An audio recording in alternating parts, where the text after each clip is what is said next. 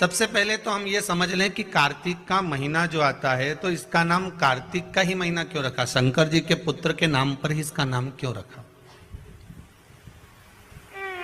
भाई पुरुषोत्तम मास आता है, अधिक मास आता है, तो हम कह देते हैं कि भगवान नारायण ने अपना नाम, भगवान कृष्ण ने अपना पुरुषोत्तम नाम उस मल मास को दिया था, इसलिए उसका नाम पुरुषोत्तम मास है, अधिक मास है। पर कोई आपसे पूछ ले कि ये जो कार्तिक का महीना आता है तो ये शंकर भगवान के पुत्र का नाम है कार्तिक है, फिर ये इस महीने का नाम कार्तिक क्यों रखा गया, उसका कारण क्या था? तो सर्वप्रथम इस महीने को कार्तिक मास इसलिए कहा गया क्योंकि ये वो महीना है जिस महीने में भगवान कार्तिकेय ने तारकासुर का संहार किया था। घड़ी शिव ने बनाई, पल शंकर जी ने बनाया। घड़ी, पल, समय, नक्षत्र, वार, तिथि, महीना, वर्ष सब शिव का बनाया हुआ। सारा की सारा सृष्टि का जितना ये घड़ी, पल, समय, सब महीने, 2 महीने, साल, ये सब शिव के बनाए हुए हैं। जब सब शंकर जी ने बनाए तो प्रभु रजिस्ट्री कराना। रजिस्ट्री किस चीज की? कि 12 महीने जो आपने बनाए हैं उसमें से 1 महीना आपके बेटे के नाम करना। होगी रजिस्ट्री? 12 महीने में से 1 महीना किसके नाम पर है? जम के बोल दो, कार्तिक जी। बाकी के सारे महीने उठाकर देख लो, पूस, माघ, चैत्र, अश्विन, जितने भी महीने देखोगे किसी देवता के नाम पर नहीं, केवल 1 महीना, और एक वो 3 साल में 1 बार आए। कौन सा? अधिक मास। वो भी भगवान ने दिया, और वो 12 महीने में नहीं आए, वो तो बीच में फंस जाए, इसलिए उसका नाम है 12 से अधिक, इसलिए उसका नाम अधिक मास।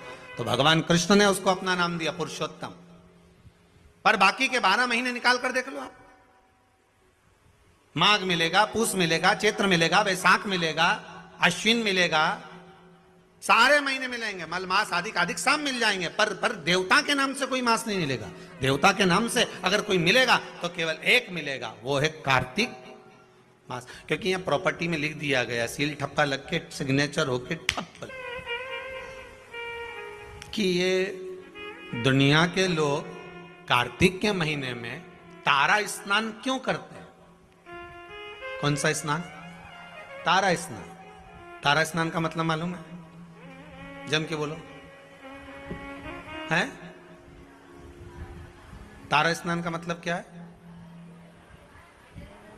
अंधेरे में स्नान, मतलब सूर्य का प्रकाश आए उससे पहले ब्रह्म मुहूर्त में सुबह सुबह स्नान कर लेना। तो तारा स्नान का मतलब कार्तिक महीने में क्यों वर्णन किया गया, तो उसकी भी एक कथा है महाराज, बड़ी सुंदर चरित्र है। एक बूढ़ी माँ थी, रोज प्रतिदिन तारा स्नान करती थी, उसका नियम था।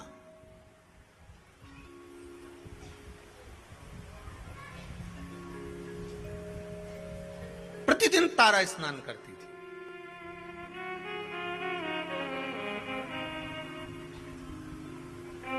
अच्छा, तारा स्नान का भी बड़ा महत्व है महाराज जी, समय के अनुसार हो जाए तो ठीक है। तारा स्नान, कौन सा स्नान? कार्तिक की, अगर आपके पास में कार्तिक महत्तम की किताब होगी उसमें भी लिखा होगा, स्कंद पुराण पढ़ोगे या विष्णु पुराण पढ़ोगे उसमें भी लिखा होगा तारा स्नान का महत्व। कौन से स्नान का? तारा स्नान का। तारा स्नान का महत्व में वर्णन लिखा है।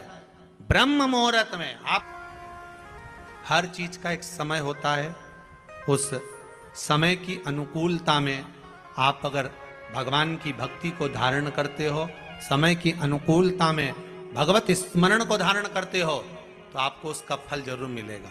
ब्रह्म मुहूर्त का स्नान लिखा है तो ब्रह्म मुहूर्त में करिए। तारा स्नान लिखा है कि सूर्य उगे, सूर्य प्रकाशित हो, उससे पहले आप स्नान कर लीजिए। कार्तिक महीने का एक नियम बना लो आप भी, कोई सा भी एक नियम। शाम के समय पर दिया लगाऊंगी मैं, बेलपत्री के पेड़ के नीचे, पीपल के वृक्ष के नीचे या आंवले के वृक्ष के नीचे। वहां लगाने नहीं जा सकती तो अपने दरवाजे के बाहर लगाऊंगी, तुलसी के क्यारे में लगाऊंगी।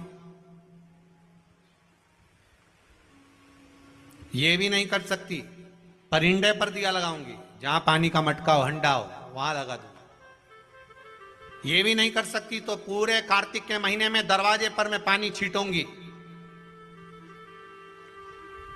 इतना तो बना सकते हो कि अपने घर के दरवाजे पर मैं पानी छीट दूंगी, द्वार पर जल का छींटा कर दूंगी।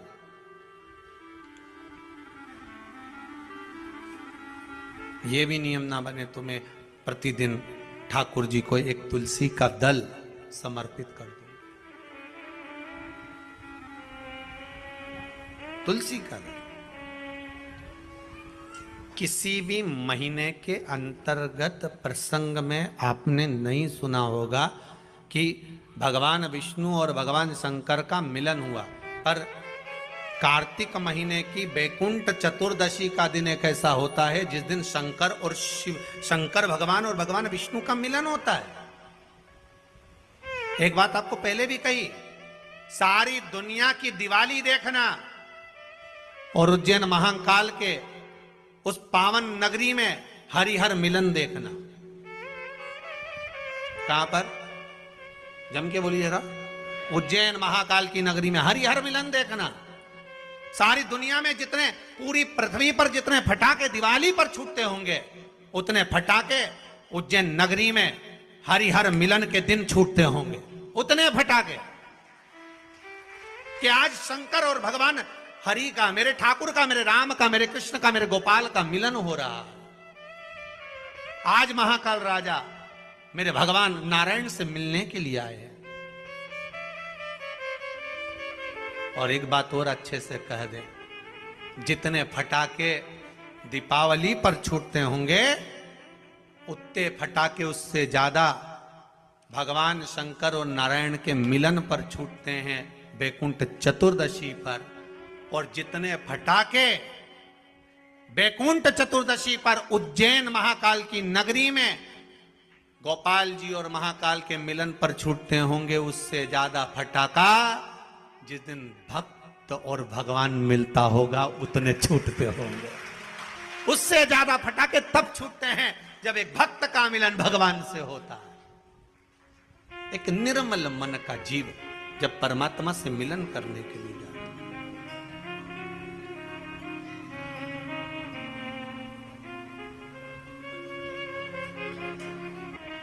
केवल एक कार्तिक का महीना, एक महीना ऐसा है जिस महीने में भगवान भूत अधिपति भूतेश्वर भगवान शंकर और भगवान नारायण दोनों का मिलन हुआ है। कार्तिक के महीने में, कार्तिक के महीने में। इसलिए भगवान सारे महीनों में सबसे ज्यादा प्रियता महीना कौन सा है? बोलिए जरा। कार्तिक का महीना भगवान नारायण को अति प्रिय है, अति प्रिय। कोई एक नियम धारण कर, कार्तिक महीने में किया गया दान, कार्तिक महीने में किया गया पुण्य, कार्तिक महीने में किया गया सत्कर्म, कार्तिक महीने में, इसीलिए कार्तिक के महीने में गोपाष्टमी आती है, इसलिए कार्तिक के महीने में अन्नकूट महोत्सव होता है, इसलिए कार्तिक महीने में दीपदान का महत्व होता है। कार्तिक के महीने में दान पुण्य की मात्रा बढ़ जाती है, दान की मात्रा बढ़ जाती है, पुण्य की मात्रा बढ़ जाती है, सत्कर्म की मात्रा बढ़ जाती है, भजन की मात्रा बढ़ जाती है। हर हर महादेव। ओम नमः शिवाय। दोस्तों, कार्तिक महीना शुरू हो गया है। तुलसी जी में दीपक जलाई। जिनके घर में धन की कमी है वो लोग तुलसी जी के पत्ते पर लाल चंदन लगाकर ठाकुर जी पे या कृष्ण जी पे चढ़ाइए, सारी मनोकामना पूरी। आज की कथा है, पंडित प्रदीप मिश्रा जी ने इस वीडियो में इसकी जानकारी दी है।